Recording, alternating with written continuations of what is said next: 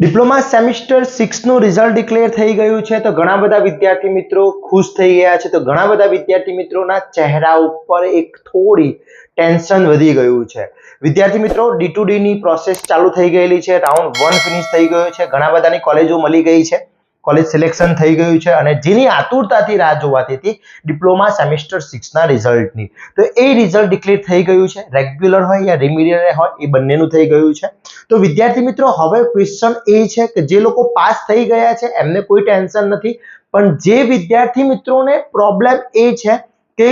એ લોકો ફેલ થયા છે બેકલોગ આવ્યું છે તો એ લોકોને ટેન્શન હવે વધી ગયું છે કે સર હવે શું થશે અમારે D2D ની અંદર પ્રોસેસમાં કોઈ ફેરફાર થશે અમને આગળ જવા મળશે યા નહીં જવા મળે તો આ દરેક વસ્તુની ચર્ચા કરવાના છે આ વિડિયોની અંદર હું છું Hardik Patel icon engineering tuition ક્લાસીસની ચેનલમાં વિદ્યાર્થી મિત્રો આપનું સ્વાગત છે વિદ્યાર્થી મિત્રો ચેનલ ઉપર નવા હોય તો ચેનલને સબસ્ક્રાઇબ કરી દેશો બેલ આઇકોન ઓન કરી દો જેથી નવા વિડિયો આવે તરત જ નોટિફિકેશન આવતી રહેશે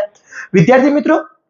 હવે જે લોકો સેમિસ્ટર 6 ની અંદર પાસ થઈ ગયા છે અને એ લોકો સેમિસ્ટર એ જે વિદ્યાર્થી મિત્ર પહેલા એ વાત કરી લે કે જે વિદ્યાર્થી સેમિસ્ટર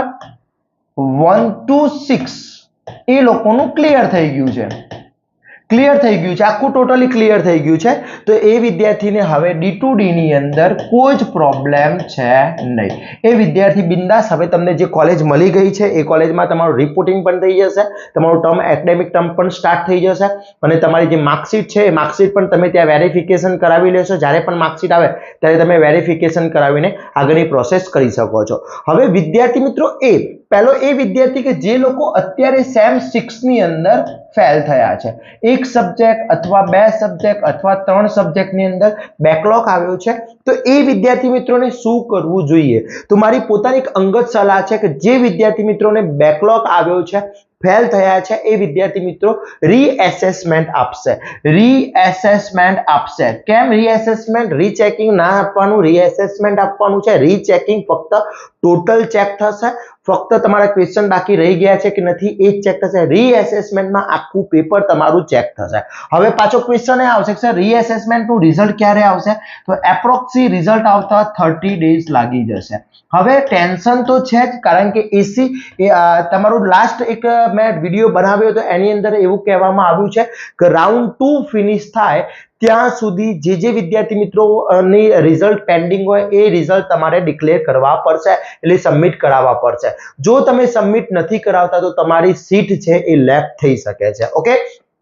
તો હવે ધારી લો કે કોઈ સ્ટુડન્ટનું રિઝલ્ટ આવી જાય છે 30 દિવસની અંદર રિઝલ્ટ આવી જાય છે 30 ડેઝની અંદર રિઝલ્ટ આવી જાય છે અને એનો રાઉન્ડ 2 ફિનિશ થઈ જાય છે અને કદાચ મે બી એની સીટ જતી રહે છે અને જ્યારે રાઉન્ડ 3 ચાલુ હોય તો એ પાર્ટિસિપેટ ફરીથી કરી શકે છે ડોન્ટ વરી પાર્ટિસિપેટ કરી શકે છે ઓકે પણ જો તમારું રિઝલ્ટ ફરીથી આવે છે રીએસેસમેન્ટનું રિઝલ્ટ આવે છે અને રીએસેસમેન્ટમાં રિઝલ્ટમાં તમે ફેલ થાવ છો તો તમારું 110% એક વર્ષ બગડશે હવે આ 110% એક વર્ષ બગડશે જે વિદ્યાર્થી મિત્રો ફરીથી ફેલ થાય છે રીએસેસમેન્ટ આપે છે એમાં કોઈ ચેન્જીસ થતો નથી એક હોય બે હોય ત્રણ સબ્જેક્ટ હોય કોઈ ચેન્જીસ થતો નથી અને ફેલ થાય છે તો હવે એનું આગળનું શું તો એના માટે એ લોકોને નવેમ્બર અથવા ડિસેમ્બર મંથની અંદર એની સેમ 6 ની રીમિડિયલ એક્ઝામ આવશે ત્યારે આપવી પડશે એ રીમિડિયલ એક્ઝામ આપ્યા પછી જો કોઈ પ્રાઇવેટ કોલેજ છે અને એ એડમિશન આપવા માંગે છે તો પણ એ નહીં આપી શકે એનું કારણ છે કારણ કે ટર્મ તમારું એ વખતે ત્રીજું સેમિસ્ટર ફિનિશ થવાયું હશે એટલે તમારે ફરીથી DDCET 2025 ફરીથી એક્ઝામ આપવી પડશે DDCET 2024 ની એક્ઝામ આખી કેન્સલ જશે અને 25 ની એક્ઝામ ફરીથી આપવી પડશે ઓકે આ વસ્તુ ખાસ ધ્યાન રાખવાનું છે બીજો પ્રશ્ન એ છે કે ધારી લો કે કોઈ સ્ટુડન્ટ છે એનો સેમિસ્ટર 6 ક્લિયર થઈ ગયું છે સેમિસ્ટર 6 પાસ થઈ ગયો છે પણ એને 1 to 5 ની અંદર બેકલોગ છે એની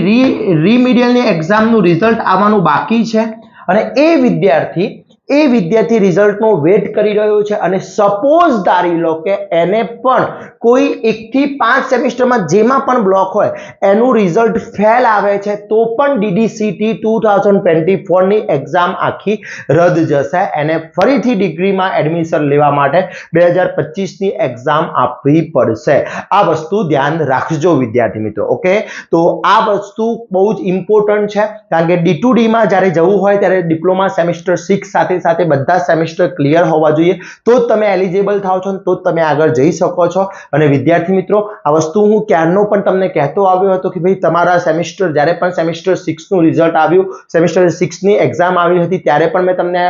તમને એક કહ્યું હતું કે ભાઈ આ વખતે એક વર્ષ ના બગડે એનું ધ્યાન રાખીશું. એટલા માટે વિદ્યાર્થી મિત્રો, તો મને ફટાફટ કોમેન્ટ કરી દેશો કે તમારું રિઝલ્ટ શું આવ્યું છે, કેટલા SPI આવ્યા છે. અને હજી પણ તમને કન્ફ્યુઝન હોય, હવે બીજું એક કન્ફ્યુઝન એ છે કે સર મારું સેમિસ્ટર 6 તો ક્લિયર થઈ ગયું પણ મારે સેમ 5 ની અંદર રિમિડિયલ નું હજી રિઝલ્ટ બાકી છે, વેટ એન્ડ વોચ છે. તો એ હવે એપ્રોક્સી તમારા 20 થી 25 દિવસની અંદર એ રિઝલ્ટ આવી જશે. ડોન્ટ વરી, એ રિઝલ્ટ આવી જશે 20 થી 25 દિવસમાં એ રિઝલ્ટ આવી જશે. અને એ રિઝલ્ટ હું આ મેક્સિમમ દિવસ કીધા છે, બને તો કાલે પણ આવી જાય, એના પછીના દિવસે એક વીકમાં પણ એક્ઝામ રિઝલ્ટ આવી જાય, પણ મેક્સિમમ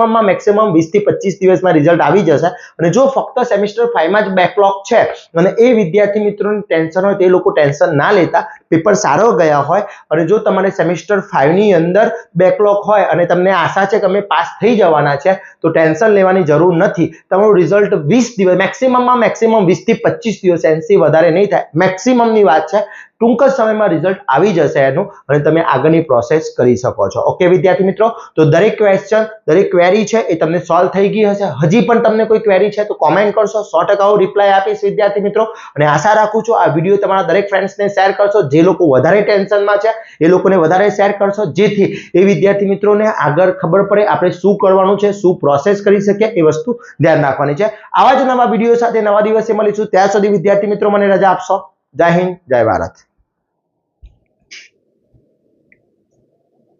વિદ્યાર્થી મિત્રો, હવે ચેપ્ટર નંબર 4 આપણે સ્ટાર્ટ કરીએ. તો ચેપ્ટર નંબર 4 કેટલા માર્ક્સનું પૂછાતું હોય છે